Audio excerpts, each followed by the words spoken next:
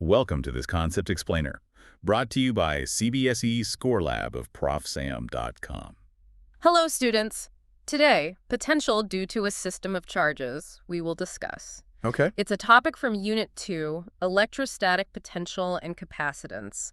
And, a lot of students see the word system and they immediately think, oh no, this is going to be complicated. I have to admit, that's exactly where my mind went. Right. You start thinking about complex diagrams, vectors. Yeah, multiple charges, meaning complex vectors are coming. In Unit 1, whenever we had a system of charges, it meant so much geometry. Resolving vectors, finding sin theta, cos theta. It was a bit of a nightmare. I know, but I am promising you one thing. Okay. This topic is actually the mark scoring part of the chapter. If you just follow the simple logic we discussed today, you'll lose that fear completely. You can put your geometry box away. Really? No protractor for the next 15 minutes? None at all. The fear comes because students mix up force and potential. So let's clear that up first. Forget physics for a second. Okay, done. Imagine you're standing in a very crowded marriage hall. A typical Indian wedding scene. I could visualize it perfectly. Very loud, very chaotic. Exactly. Now, let's say 10 different relatives are shouting at you from 10 different corners. Uncle from the left, auntie from the right. That sounds about right. If I ask you to calculate the total pressure on your eardrums, the force of the sound waves, then direction matters, right? The waves are hitting you from specific angles. Yes, definitely. The direction matters for that push. What if I ask a simpler question? What is the total noise level in the room? The volume. Do you need to calculate the angle of every person's mouth for that? No. Yeah. Not at all. I just hear the total loudness. It all just adds up. The noise level is just a number. It doesn't really have a direction. Exactly. That is the logic. Potential is like the volume of the electric environment, while the electric field is like the push. So electric field is the physical push, which has a direction. Yeah. But potential is just the intensity. Perfectly said. And this leads to a really interesting, a real wait what moment in physics. It is possible to have a point in space where the potential is zero, but the electric field is not zero. Wait, what? Zero potential, but force is there. How is that possible? The potential is zero. Shouldn't the effect be zero? No voltage, but there's force. That is the mystery. Even though the net sum is zero, the forces can still push you. We are going to solve this today by understanding the bank account of physics. A bank account. Okay, now you have my full attention. I definitely understand money better than vectors. Well, everyone does. You see, the core idea here is really simple. Potential is a scalar quantity. Scalar meaning just a number, no direction. Correct. So think of electric potential like the balance in your bank account. Okay. A positive charge, a plus Q. Think of it as a deposit. It adds value. Right, so a proton is like a credit transaction. Exactly. And a negative charge, minus Q, that's a withdrawal. It subtracts value. Okay, an electron is a debit. Got it. So to find your total balance, the total potential, what do? Do you ask, from which direction did the money come? North or south? No, of course not. That's silly. Money is just money. I just add all the deposits and subtract all the withdrawals. Plus 5,000 minus 2,000 is 3,000. That is the secret. You just sum the deposits and subtract the withdrawals. No angles, no vectors, just simple addition and subtraction. That sounds almost too easy, especially after the first chapter. But why do we even have this concept? I mean, if we already have electric field to calculate force, why invent potential?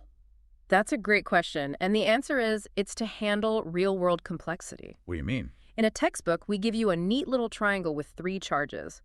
But in the real world, inside a microchip or a battery, you have, chaotic systems, millions and millions of charges. Right. Calculating vectors for 1 million electrons would be impossible. You would go mad. But with potential, we just sum up the scalar values. It's like looking at a heat map instead of tracking every single air molecule. I see. It's a simpler way to map the energy. Precisely. Let's build a mental image. Imagine you're standing in a dark room. Okay, I'm in a dark room. And we have some red lamps. These are positive potential. They add light. Okay, red lamps, more brightness. We have some blue lamps. Negative potential. They add darkness. They subtract light. Red adds light, blue takes it away. Got it. Now, the brightness at the exact spot where you're standing, it's just the total light from the red lamps minus the dimming from the blue lamps. You don't care about the direction, just the intensity. So just to confirm, if I have a system with 3 positive charges and 2 negative charges, I just calculate 5 simple numbers and add them up. 100% correct. Just like adding a grocery bill. Okay, I'm sold on the concept. Yeah. But now I'm thinking about the exam. When I open the insert textbook, Yes. I'm looking at section 2.5 right now. Yeah. And the definition, the formula, it looks a bit scary. Can I read it out? Look at do. Let's decode it together. It says, by the superposition principle, the potential V at a point P due to the total charge configuration is the algebraic sum of the potentials due to the individual charges. And the formula is V equals 1 by 4 pi epsilon 0, summation of chi by re. That sigma symbol, the sum, it always makes me a bit nervous. Don't let it scare you. Sigma is just a lazy way of writing add everything up. Think of it as a simple list of steps. Okay. Step 1, you take charge 1, and you calculate its potential, V1. You know the formula for a single point charge, right? Yes, V equals KQ over R, where K is that constant. Correct. So you calculate K times Q1 over R1. That's your first number. Step 2, you do the same for charge 2, but K times Q2 over R2, and you do this for all the charges. And then step 3 is just add them. V1 plus V2 plus V3 and so on. That's it. That's all the sigma means. But there is a critical note here, a massive trap. What's that? Signs keeping is mandatory. Signs, oh, you mean positive and negative? Yes. Yeah. In that formula, VQQR, the Q is not just the magnitude. You must put the sign inside the calculation. See, that's where I get confused. Yeah. In Coulomb's law, for a force, we usually just took the magnitude, the absolute value of Q, and then used the diagram to figure out the direction. Exactly. For force, we used arrows for the sign. But here, there are no arrows, so the plus or minus has to go inside the number itself. So if the charge is minus 5 microcoulombs, I have to actually put minus 5 into the calculator. Absolutely. If you forget that minus sign, you're treating a withdrawal like a deposit. Your entire bank balance will be wrong. Okay, I'm making a note of this. Force uses magnitude plus logic. Potential uses algebra with signs. That's a perfect summary. Algebra with signs. Hope everything is clear so far. This concept explainer is from ProfSam.com. That is ProfSam.com. So let's try a simple worked example to make this concrete. Can you visualize a square? Yep, got it. A square. Side length is 1 meter. At the 4 corners, we have charges. Top left is plus Q. Top right is plus Q. Okay, 2 positive charges on top. And bottom left is minus Q. Bottom right is also minus Q. So the roof is positive, the floor is negative. Symmetrical. Correct. The question is, what is the potential at the exact center of the square? Okay, let me try the bank account method. First, I need the distance. Since it's the center of a square, the distance from the center to any of the 4 corners. It must be the same. Correct. The distance R is constant for all 4. So I have 4 potentials to calculate. 2 will be positive, K times plus Q over R. And 2 will be negative, K times minus Q over R. Exactly. So what's the total? It would be plus KQR plus KQR plus KQR plus KQR. They cancel out completely. It's 0. Boom. 0. The total potential at the center is 0. The deposits perfectly cancel the withdrawals. Wow, that was really fast. No components, no angles. No stress. Wow. But now, let's go back to our paradox, our wait what moment. The 0 potential but non-zero field thing. We just proved the potential at the center is 0. But if you put a tiny positive test charge right there, will it move? Let me think about the forces. The 2 positive charges at the top will. They'll push the test charge away, so they push it downward. Correct. The roof pushes you down. And the 2 negative charges at the bottom will attract it. So they also pull it downwards. The floor pulls you down. Ooh. So the push is down and the pull is also down. They don't cancel. They add up. Exactly. The electric field is actually very strong at that point, pointing straight down. It is not 0. That is amazing. So the potential is 0. The energy level is neutral. But if I put a charge there, it'll get shot downwards. You've got it. Think of potential as height and field as the slope of a hill.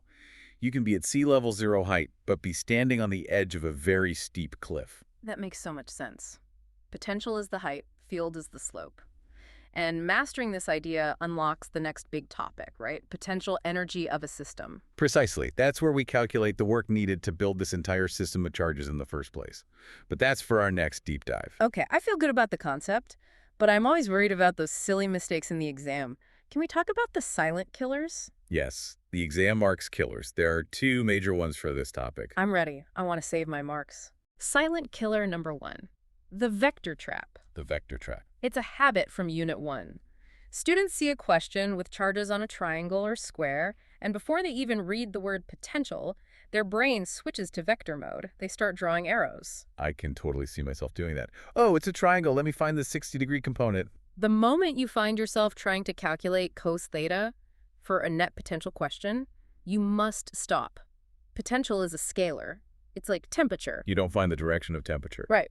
Silent killer number 2 is ignoring signs. We talked about this. Okay. Forgetting the minus sign for a negative charge. Yes, but the reason students forget is because in the force formula, we often use the modulus bars. We take the magnitude of the charges. Right. F equals K absolute Q1, Q2 over R squared. But in potential, V equals KQ over R. No modulus bars. The sign is part of the package. So I have to consciously check, am I calculating force? Use magnitude. Am I calculating potential? Use the sign. Correct. So to make sure you remember this forever, I'll give you a memory anchor. Okay, what is it? It's a phrase. Sum the scalars, save the stress. Sum of the scalars, save the stress. I like it. It's catchy. And a physical gesture. Thumbs up, thumbs down. Yeah. Imagine positive charges are a thumbs up. Negative charges are a thumbs down. To find the net potential, you're just counting the net thumbs. If you have 2 thumbs up and 2 thumbs down, The net result is 0 thumbs. Yeah. 0 potential. yeah. It forces you to think in terms of amounts, not directions. Exactly. You're not pointing fingers, you're just counting thumbs. It's like you said earlier. Check the balance, don't check the map. Perfect. So let's summarize. 3 exam-safe points for this topic. What would they be? Okay, let me try. Point 1 would be potential is the algebraic sum of individual potentials, just V1 plus V2 and so on. Correct. Point 2, it's a scalar. So no vectors, no angles, no stress. Perfect. And point 3, the most important one, I think, signs are mandatory. You have to keep the plus or minus of the charge in the calculation. Excellent. You stick to those 3 points, and you cannot lose marks on this topic. The system is just a simple addition problem. Thank you. The concept is crystal clear now. I feel much lighter knowing I don't have to resolve all those vectors. Good to hear. To get maximum marks in 12th CBSE physics, chemistry, and maths, visit ProfSam.com. Happy learning. Happy learning.